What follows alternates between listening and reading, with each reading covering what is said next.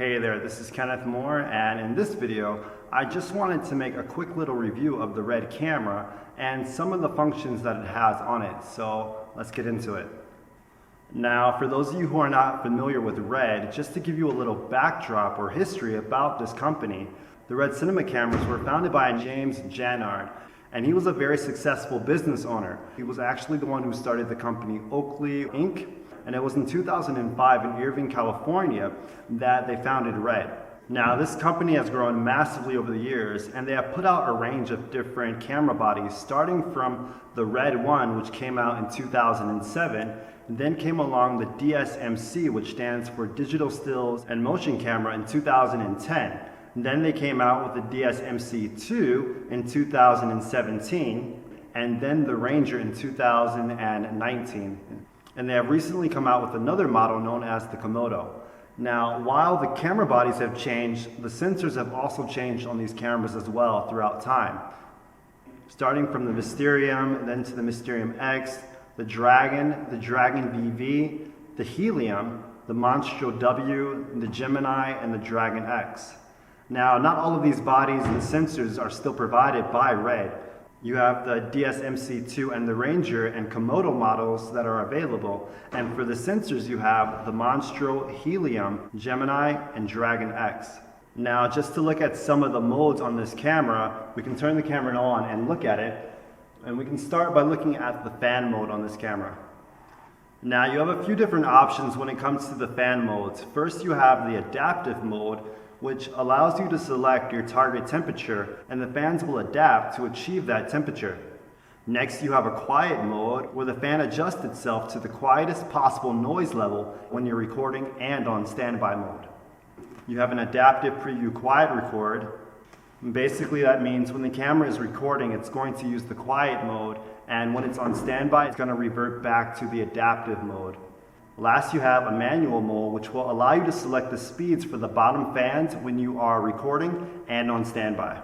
Next, we're going to look at something known as black shading or calibration. So when it comes to this camera, you want to make sure that your sensor is properly calibrated to the temperature and the exposure rate that you have. So how do I know when I actually need to calibrate the camera? Well, you'll see on your screen a T for temperature and an E for exposure. When these both are green, you know that your sensor temperature is properly calibrated, so it's good. But when it turns red, you know that you need to calibrate your sensor for the settings that you have. And if you don't calibrate your sensor, you're probably going to end up with some very grainy footage, and your footage just isn't going to look right and clean. So just some of the guidelines that you should use when calibrating this camera. It's basically when you have massive temperature changes of plus or minus 30 degrees Fahrenheit or plus or minus 15 Celsius. Or when you have a massive change in your exposure time of plus or minus half a second. And basically, you know when the T or the E, the temperature or exposure, is not green, you know that your sensor is not properly calibrated for the conditions that you're in or the exposure time that you're using. Next, we're going to look at how footage is actually stored on the RED cameras. So, unlike a DSLR camera where you would just record your footage onto an SD card, RED uses something known as mini-mags. And they come in different versions. You have a 480 gig version and a 960 gig version. And these can be formatted as either FAT32 or UDF. And there's actually a company called Kiprtai where you can buy RED-approved third-party storage devices from them. And they have mags that hold all the way up to 2 terabytes of storage. And they offer a worldwide recovery service. So if you lose your footage, you can just send it to Kiprtai and they can help you to recover it. So next, we can just quickly cover the naming structure when it comes to the RED files. Basically, first you have the A for camera ID, the 001 for mag number, C for camera position, 001 for clip number, then you have the month, the date, and then JS, which are random characters, and then you have RDM, which is the RED clip folder extension, then you have RDC, which is the RED date clip, and then you have the RED file. Then you have RMD, which is the RED metadata file. Then you have .rtn, which are RED thumbnails, and then you have .mov or .cube. Now, when it comes to exposure on these cameras, you usually want to shoot with as much light as possible, but not going so overboard that you lose the important details in your highlights. It's been recommended that you should overexpose it just a little bit, and then you can bring it back down in post. Now, there are some different ways that you can change the exposure with these cameras. You can use ND filters, lighting, aperture, shutter speed. Now, some of you may be wondering, why didn't I mention ISO? And that's a very important point. Red has something known as a base ISO of 800, which basically means whatever you shoot on a Red will always be shot at 800 ISO. Even if you change it on the screen, for example, you're not actually changing what the camera is actually recording. You're just changing how it appears to you on the screen or the metadata. So to get the best results, you would want to set your ISO somewhere close to 800 and then try to change your exposure through things like your ND filter, your lighting, your iris, shutter speed, and so on. Now, next to the histogram bar. This is what displays the color in your image, and you will see that there are these left and right brackets that have red on them, and they display the fraction of your pixels that are going to be noisy when they're clipped.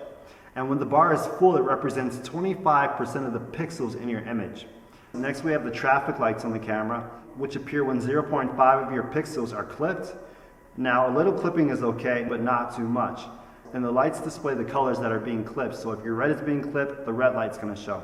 Or if your green's being clipped, the green's going to show. Or if the blue's going to show. Now, let's get to a very interesting topic, red code RAW. Red gives you a higher quality image with a smaller file size than mini codecs such as a ProRes. And at the same time, it gives you the flexibility of working with raw footage. Now, red code RAW is also a non-destructive codec, and it's supported by most editing softwares.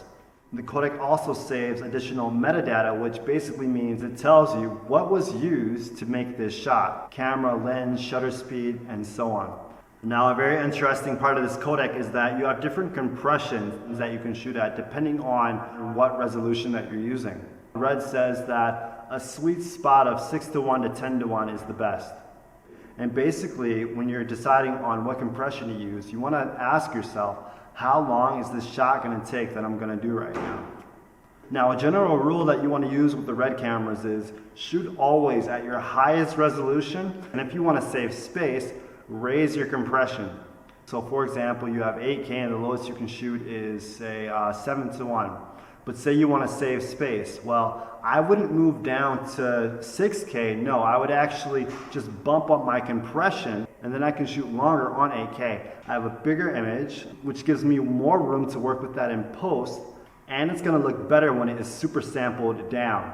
Now, in this video, I don't have time to go into all the details on super sampling, but I'll leave a link in the description, which I highly recommend that you watch, by Red, where they explain basically that something shot at 8K with an equal compression rate as something shot on 4K, when it is brought down to 4K, is actually going to look the best. Now, there is a time when you would want to move down to a lower resolution, such as 4K, and that would be when you want to shoot in slow-mo, because the red cameras at the moment can't shoot 8K up to like 240 frames per second. They just can't do it right now. But in something like 2K, that could be done. Now, there are two different color spaces that you can use when you're shooting on red. You first have Legacy, which is the older color space, and you have IPP2. And IPP2 basically gives you a better color management, especially for the harder and more challenging colors. It gives you a smooth highlight roll-off, more shadow detail. You're going to get more accurate details in your midtones, and it gives you an easier workflow, and then it's a standardized color space in Gamma. Now, onto the 3D LUTs. Now, these are only available on the DSMC2 line, and you have two different LUTs. You have the technical LUTs, which are designed to move between color spaces, and you have creative LUTs, which are going to manipulate the RGB values that are going to give you a certain look. Next, we have OPLF filters, and they're basically color science filters. Red gives you 4 options of these filters for the DSMC2 cameras. First, you have the standard, which is good for most shooting environments, and it gives you a balance of the light coming in. Next, you have a filter for low light. This is good for shooting in dark areas. It gives you a good color and tone reproduction, and it preserves the color in the shadows and midtones. Next, you have the skin tone highlights, which keeps the color quality in your highlights. And next you have a H2O OPLF filter, which is for underwater shooting. And you can buy OLPF filters from companies such as Kiprotai as well. Next we have something called the HDRX recording mode, and basically this allows you to capture 2 exposures at the same time and then combine them. So basically, say you had maybe somebody standing next to a window or a very bright light. Basically the camera here, it's going to record an A frame and an X frame, and the A frame is going to be used to capture the quality of the midtones and the darks, and the X frame is going to be used to capture your highlights. So the A frame is going to capture it at a certain shutter speed, and then the X frame is going to capture the highlights. Now when you use this, obviously you can't have a lot of movement because the X frame is going to capture that and you're probably going to get some blurring. But if you're in a crunch and you got to get the shot, then take what you got and go with it. And since your X frame is shot at a higher shutter speed, you can use that for still images, which is great as well. Now the last point that I wanted to mention here are the proxies.